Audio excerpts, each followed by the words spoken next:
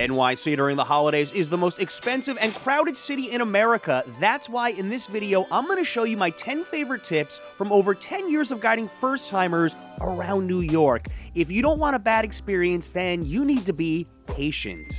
The most important thing to remember about the holidays in New York is you need patience. Over 7 million tourists come between Thanksgiving and Christmas. I just recently walked around the Bryant Park Winter Village in early November and it was mobbed. If you don't like crowds, this is not the time to visit NYC. Add that patience to the sticker shock. Hotels are the most expensive they will be. Flights are the most expensive. If you are planning on coming for Christmas season next year, I recommend booking about a year out for flights and hotels to get the absolute best rates. It might not be much cheaper, but it won't be any more expensive. Now, if you don't mind spending $2,000 a night to stay where Kevin McAllister stayed in Home Alone 2 at the Plaza, wait till the very last minute. Otherwise, plan ahead, please. Another thing you need to plan ahead for, Christmas meals. While many places will be closed, if you want to eat at the famous spots like Tavern on the Green or Rolf's, and we'll get to my impressions of my first ever meal at Rolf's later on in the video, you need to make reservations well in advance. Here's a local tip. If in doubt, Chinatown is always open on Christmas. It's a New Yorker Jewish tradition to actually eat Chinese food on Christmas Day if you want to try something cool. Free activities. One of the best reasons to visit New York for the holidays is because there are so many free things to do. The obvious is seeing the tree at Rockefeller Center, which will be lit on December 4th, and it actually stays illuminated well into January. From that whole area, you can do just about every major free thing, which involves holiday window displays. And I have a rather sad announcement. For the first time in over 20 years, the Saks Fifth Avenue Light Show is canceled.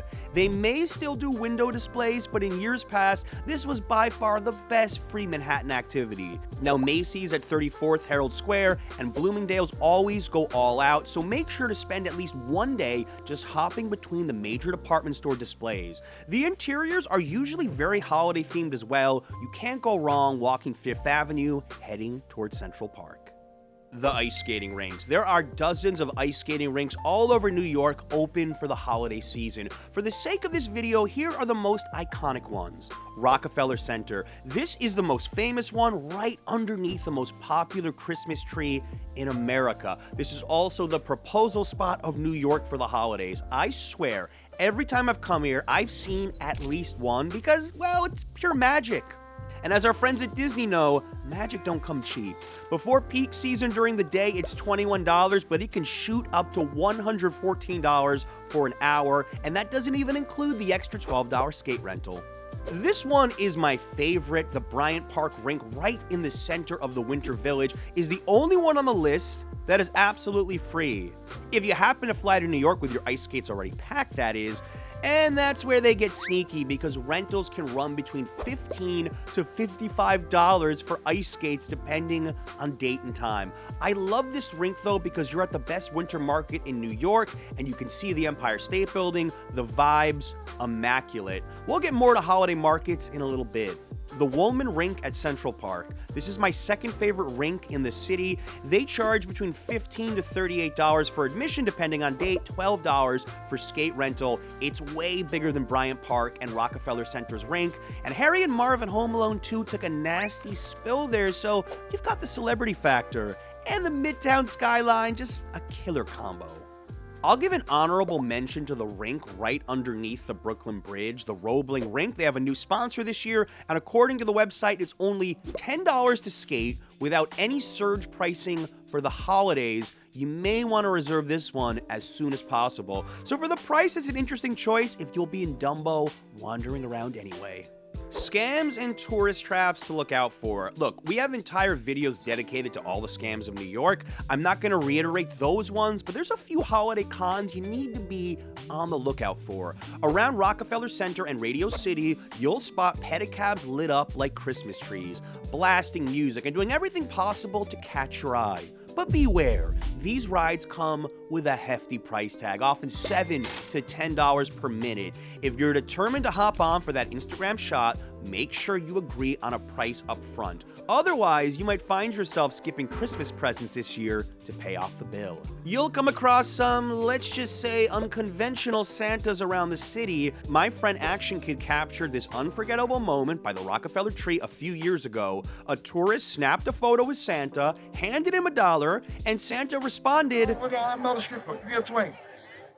Beyond Santa, you'll encounter all sorts of characters, Grinches, elves, and more at major tourist spots, and even in Brooklyn's Dyker Heights, where crowds flock to see the neighborhood's dazzling holiday displays. If you take photos with them, be ready to pay, and sometimes more than you'd expect.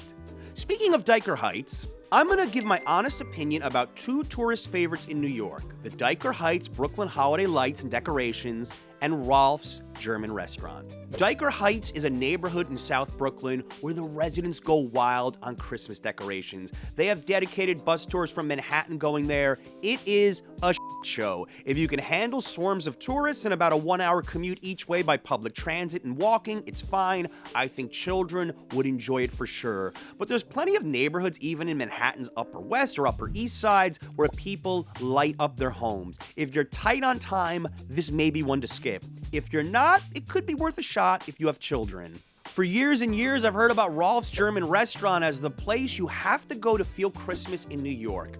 I went this October just for you all to finally find out if it was worth the crazy reservations and wait times.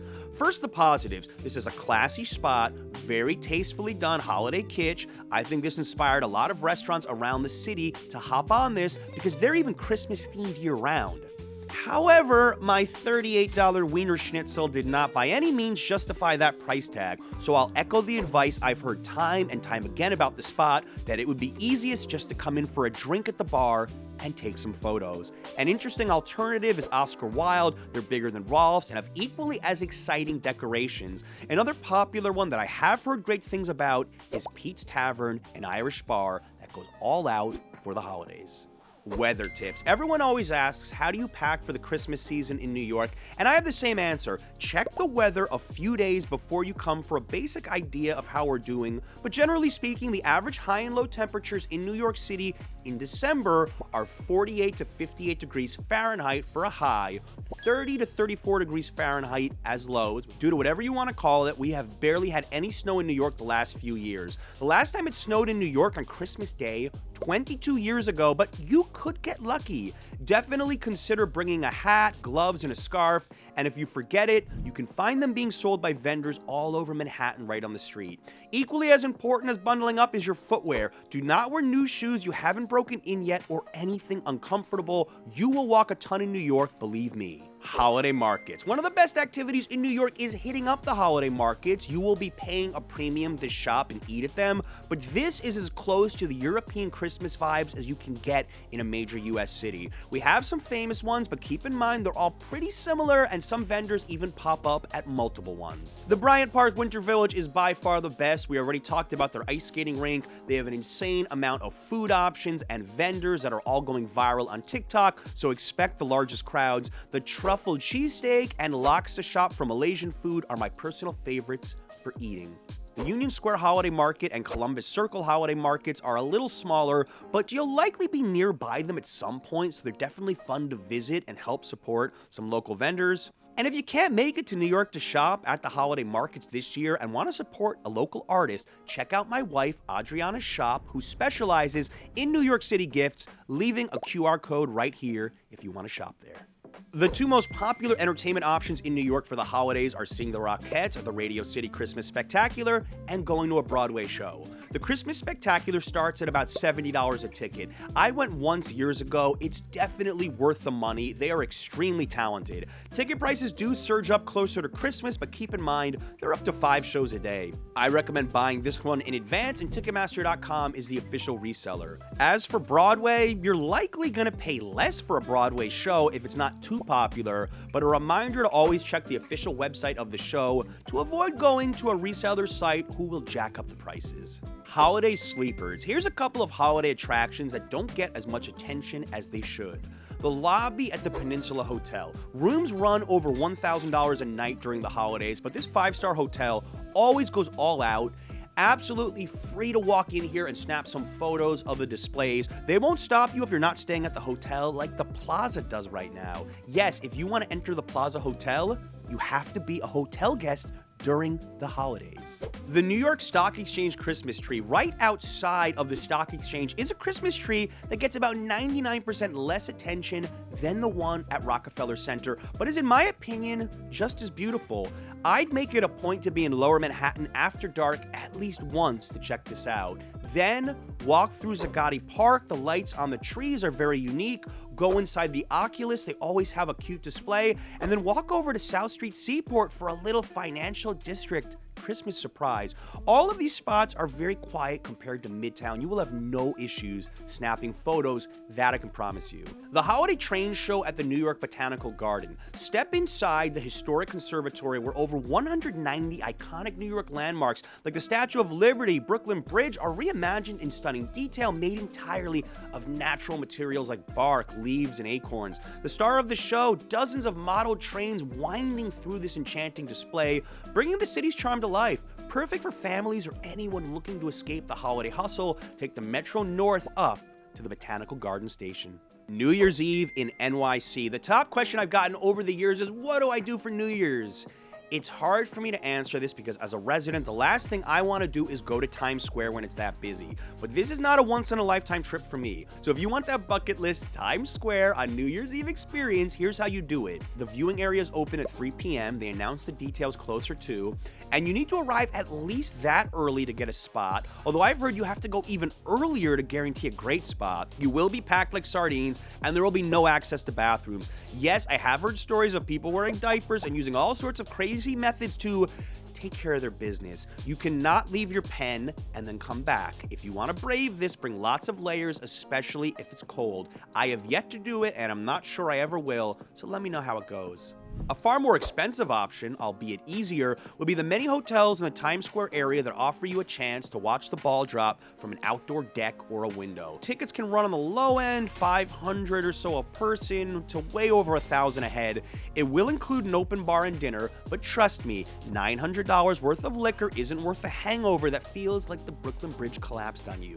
There's a few free options for New Year's which will not match Times Square's vibe, but I'd consider more local. Central Park has fireworks and a music party at the band shell at midnight. They also have a 4-mile race at midnight sponsored by the New York Roadrunners, which sounds amazing or crazy depending on how you feel about running. Grand Army Plaza in Brooklyn also hosts events for New Year's Eve.